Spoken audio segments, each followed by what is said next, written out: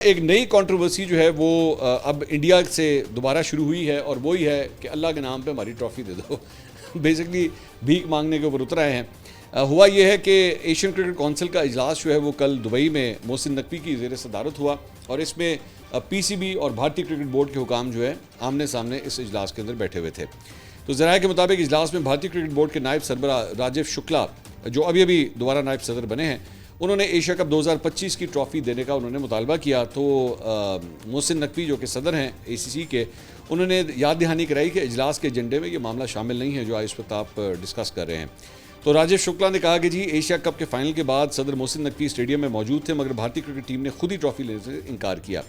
मोहसिन नकवी ने कहा कि अगर भारत को ट्रॉफ़ी चाहिए तो एशियन क्रिकेट काउंसिल के दफ्तर या फिर कोई तकरीब मुनक्कद करके मुझसे ट्रॉफ़ी वसूल कर लें। इजलास के शुरा ने भारतीय कप्तान सूर्य कुमार यादव के हाथ ना मिलाने और मैच के बाद सियासी बयान देने की भी मजम्मत की। अच्छा, मेरी समझ से बाहर है कि मतलब क्यों आप इतना भीख मांग रहे हैं इसके ऊपर? ये आप ये सारी बेवकूफ़ी करने के बजाय जो अब आप कह रहे हैं कि साड़ी ट्रॉफ़ी दे दो, ताड़ी मेहरबानी, आप उसी वक्त ले लेते।